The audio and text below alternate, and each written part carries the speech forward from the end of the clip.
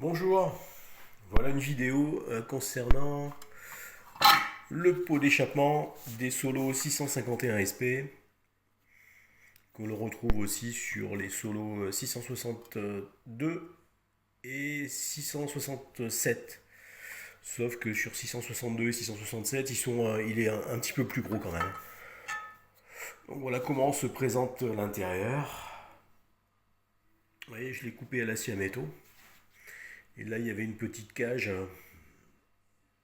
chicane là avec renvoi des gaz pour ressortir sur le côté là. Voilà. Donc j'ai supprimé cette cage, hein, donc à la découpe elle s'est ouverte. Et puis demain je vais la ressouder. Vous voyez, puis j'ai fait un trou supplémentaire ici là, vous voyez. Je vais mettre un bout de cuivre et puis je vais ressouder avec des baguettes au brox, hein. Le brox, donc c'est des baguettes laiton. Voilà.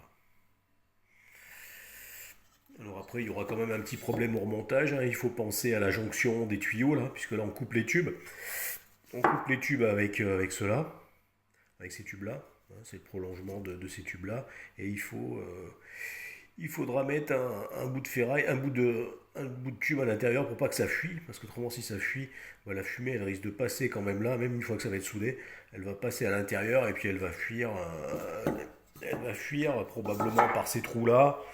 Et, et puis ça va être tout, hein, parce que là on aura les vis BTR là, donc la fumée sortira pas ici. Ouais, ça risque de sortir un peu ici. Donc moi je vais repasser un bout de cuivre à l'intérieur du 10-12, du cuivre 10-12, et je vais mettre un petit bout comme ça pour faire la jonction.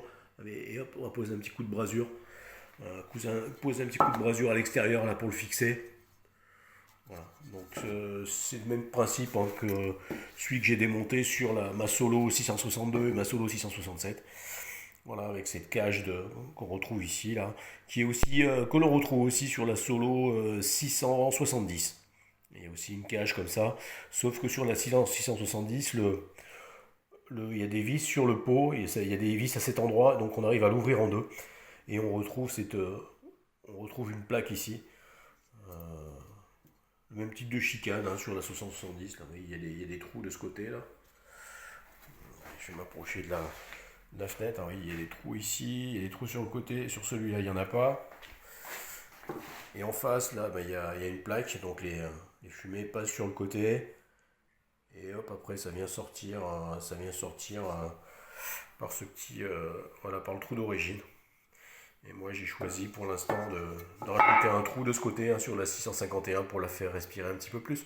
On va faire un essai. Comme j'ai trois pots d'échappement, j'ai deux machines et j'ai trois pots d'échappement. Ouais, j'ai deux machines 651 SP, donc voilà, je vais essayer de modifier celui-là. Ça va essayer de peut-être la faire respirer un petit peu plus. Et après, j'ai vu qu'on pouvait faire différents types de pots d'échappement, hein, avec des formes différentes pour gagner en performance, hein, parce que là, c'est vrai que ça brille un peu, ces modèles-là. Voilà, bonne journée. Au revoir.